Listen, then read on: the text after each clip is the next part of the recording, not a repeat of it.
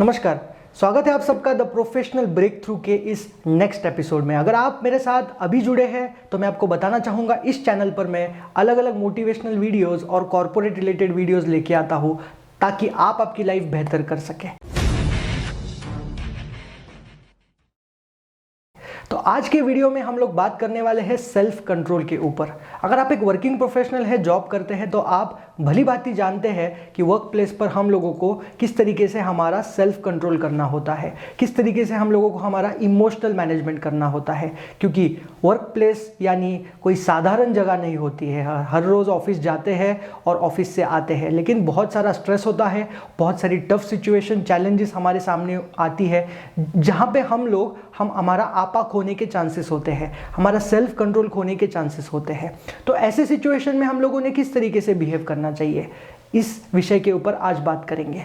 देखिए, self control एक ऐसी एबिलिटी होती है, एक ऐसी स्किल होती है जो प्रोफेशनल में आने से उसको बहुत ज़्यादा फायदा मिलता है। तो अगर आप आपकी ग्रोथ के लिए देख रहे हैं, अगर आप आपकी ग्रोथ चाहते हैं ऑफिस पे, वर्क प्लेस पे, तो सेल्फ कंट्रोल ये क्वालिटी आपके अंदर होनी बेहद इंपॉर्टेंट है। तो सेल्फ कंट्रोल को समझने के लिए आपको लेके चलता हूं 1997 में एक heavyweight boxing championship match Mike Tyson और होलीफील्ड के बीच में।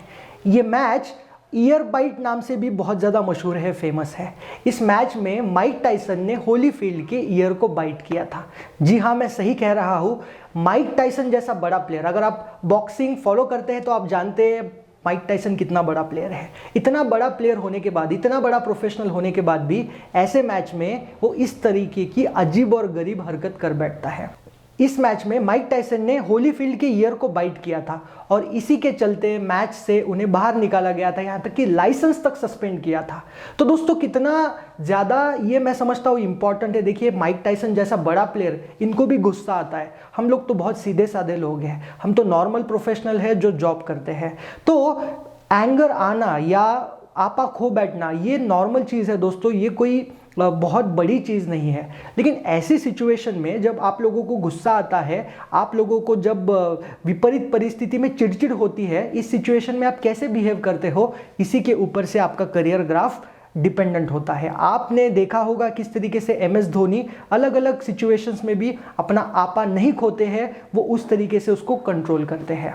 अब बहुत बड़ा सवाल आता है कि किस तरीके से इसे डेवलप किया जाए, किस तरीके से इस क्वालिटी को विकसित किया जाए। तो सबसे पहले मैं आपको बताता हूँ, हम लोग आपा क्यों खो बैठते हैं, हम लोग इस तरीके से क्यों बिहेव करते हैं। क्योंकि आपने भी देखा होगा, मैंने भी देखा है, हम लोग जब भी गुस्सा करते हैं तो जो भी चीज़ आती है हाथ में, हम फोड़ने का प्रयास करते हैं, कुछ भी गलत तरीके से बिहेव करने का प्रयास करते हैं और फिर बाद में हम लोगों को पछतावा भी होता है, हम लोगों को बुरा भी लगता है।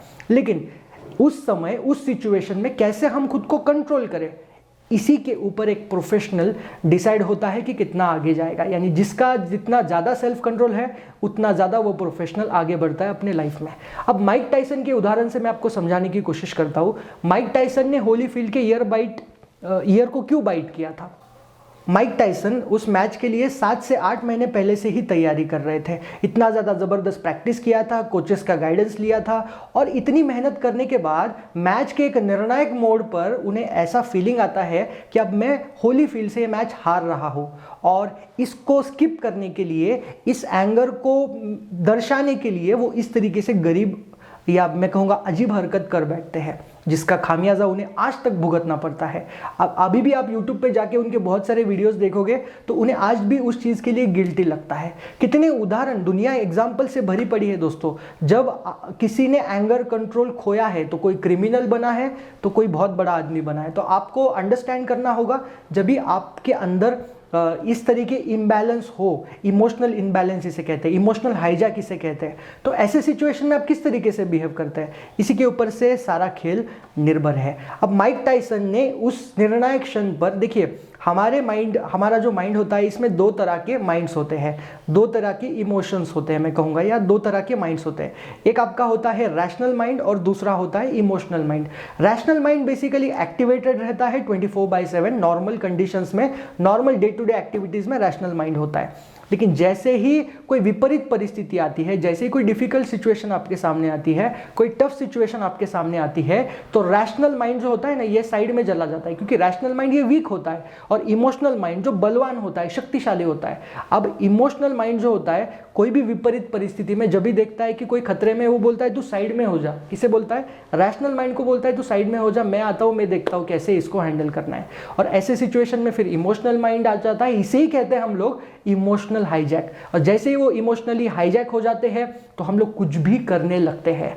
तो ऐसे परिस्थिति में कैसे रैशनल माइंड को ही स्टेबल रखना है, बड़े भैया जो है शक्तिवान बलवान जो है इमोशनल माइंड, उन्हें कैसे पिक्चर से बाहर रखना है, इसी के ऊपर से मैंने ये कोर्स डिजाइन किया है दोस्तों, the professional breakthrough course.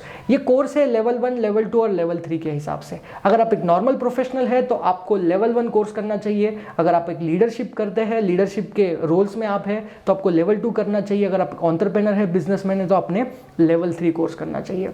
इस कोर्स में मैंने अलग अलग टूल्स दिए हैं, टेक्निक्स दिए हैं, जो आपको डेवलप करेंगे, आपको ट्रांसफॉर्म करेंगे, नेक्स्ट लेवल पर लेके जाएंगे और आपके प्रोफेशनल लाइफ में, प्रोफेशनल करियर में आपको एक बड़ा सा ब्रेक थ्रू हासिल करके देंगे। तो मिलते हैं नेक्स्ट वीडियो में, नए टॉपिक के साथ, नए सिचुएशन के साथ, नए स्किल्स के साथ। तब तक के लिए मैं अविनाश भास्कर चाटे signing off. Thank you so much. जय हिंद।